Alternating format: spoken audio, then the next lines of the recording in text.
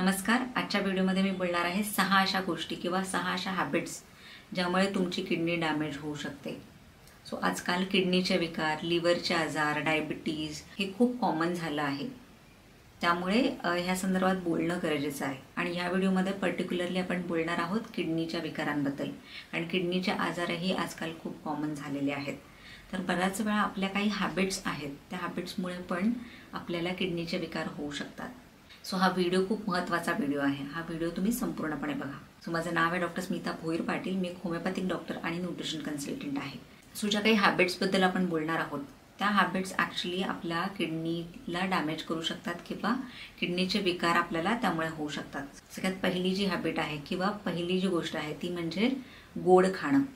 तुम्ही सतत गोड पदार्थ खात असाल, साखरेचं जास्त सेवन करत असाल किंवा रिफाईंड कार्बोहायड्रेट्स म्हणजे मैदा, बेकरी हे प्रॉडक्ट्स जास्त प्रमाणात घेत असाल, प्रोसेस फूड्स म्हणजे पॅकेट फूड त्याच्यामध्ये प्रिझर्वेटिव्स किंवा केमिकल्स खूप ॲड केलेले असतात, अशा गोष्टी तुम्ही घेत असाल तर तुमची किडनी डॅमेज होऊ शकते.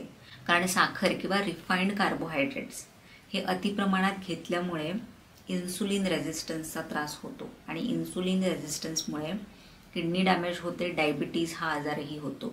त्यामुळे तुम्ही जर अतिप्रमाणात साखर, चहा किंवा गोड पदार्थ घेत असाल तर ते घेणं तुम्ही कमी केलं पाहिजे. दुसरं जे आहे ते म्हणजे पाणी कमी पिणं. सो आपण बऱ्याच वेळा कामामध्ये व्यस्त असतो आणि त्यामुळे पाणी पिणं विसरून जातो. तर पाणी कमी प्यायल्यामुळे किडनीचे विकार होऊ शकतात. स्पेशली युरिन इन्फेक्शन म्हणजे किडनीचं इन्फेक्शन होऊ शकतं आणि किडनी स्टोन्स पण होऊ शकतात. त्यामुळे कमीत कमी 2 लिटर पाणी हे प्रत्येकाने डेली प्यायला पाहिजे.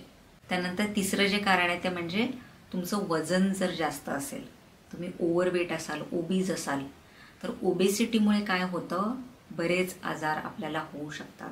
ओबेसिटीमुळे काय होतं, डायबिटीज होऊ शकतो, हृदयाचे विकार होऊ शकतात आणि डायबिटीज किंवा हृदयाचे विकार ज्यांनाही असतात त्यांना किडनीचे आजार होण्याचे चान्सेस सर्वाधिक असतात. त्यामुळे वजन नियंत्रणात आणणं खूप गरजेचं आहे. तुमचंही वजन जर जास्त असेल, स्पेशली जे बेली फॅट आपण म्हणतो म्हणजे पोटाच्या जवळची चरबी जर जास्त वाढलेली असेल तर ती कमी केली पाहिजे. तुम्ही रेग्युलर एक्सरसाइज किंवा डाएट फॉलो करू शकता जेणेकरून वजन नियंत्रणात राहील. त्यानंतर पुढचं जे आहे ते म्हणजे युरिन किंवा लघवी जास्त वेळ पकडून ठेवणं किंवा होल्ड करून ठेवणं.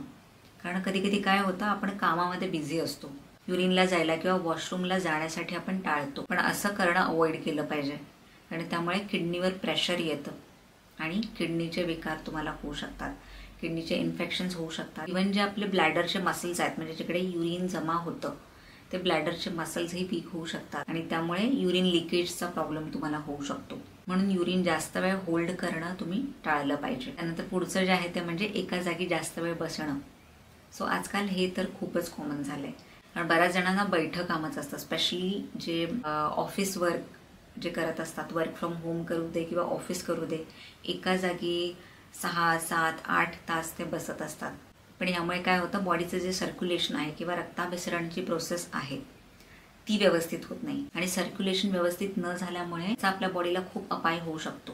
कारण रक्त हे आपल्या ऑर्गन्सपर्यंत पोचत नाही आणि जे काही आतले आपले अवयव आहेत त्याचं फंक्शन कमी होतं. हृदयाचे विकार होऊ शकतात, तुम्हाला हातपाय दुखू शकतात किंवा पाठीचा त्रास होऊ शकतो, किडनीचे आजारही त्याच्यामुळे होऊ शकतात. म्हणून एका जागी जास्त वेळ बसणं तुम्ही अवॉइड केलं पाहिजे. त्यानंतर लास्ट जे आहे ते म्हणजे सतत पेनकिलर खाणं. ही पण एक सवय आहे बऱ्याच जणांना की पेन किंवा जे दुखणं आहे शरीरातलं ते सहन होत नाही. पण शरीरातलं दुखणं हा एक सिम्पटम आहे किंवा हे एक लक्षण आहे. आपण आजार बरा नाही करत पण सिम्पटमॅटिक औषधं घेतो, म्हणजे जे काही लक्षण आहे तेवढ्यापुरतीच औषधं घेतो. सो कुठेही आपल्याला जर दुखत असेल तर सतत पेनकिलर घेणं, ताप असेल किंवा इन्फेक्शन झालं तर सतत तुम्ही पेनकिलर औषधं घेत असाल तर त्याचेही किडनीवर खूप दुष्परिणाम होतात. त्यामुळे तुम्ही सतत औषधं घेणं टाळलं पाहिजे.